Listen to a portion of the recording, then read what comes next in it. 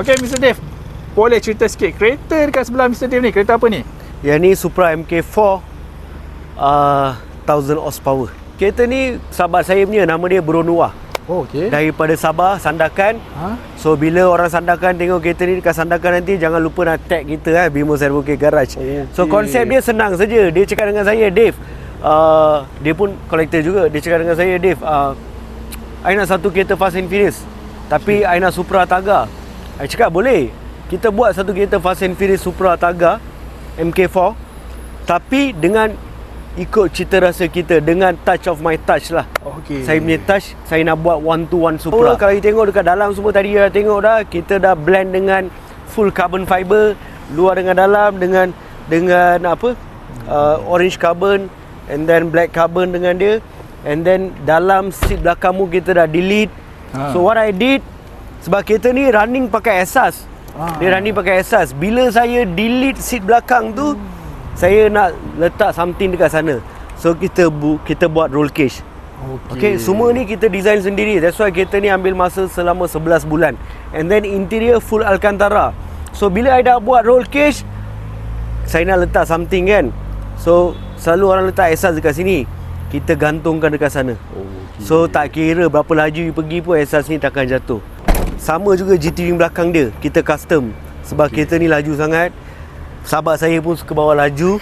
So bila dia bawa laju, I tak nak benda ni tercabut, kena dekat kereta belakang. So lampu belakang pun kita custom.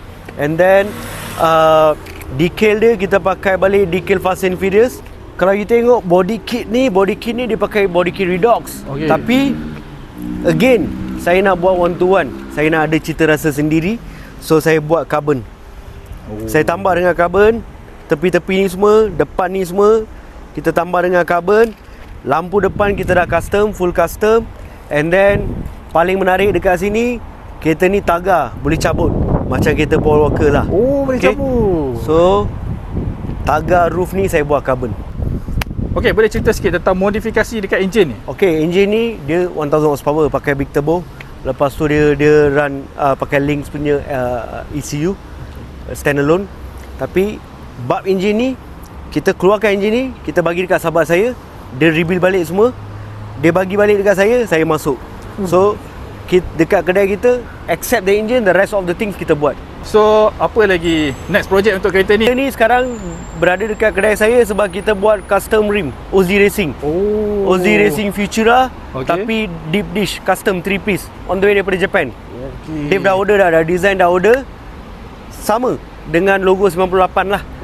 So masuk rim tu, kereta dah settle dah lah. Boleh pergi sandarkan dah. Kereta ni akan berada event saya buat event juga. Bila? Bulan 4 dekat Dataran Merdeka. Kereta ni akan ada dekat sana dengan Camaro tu.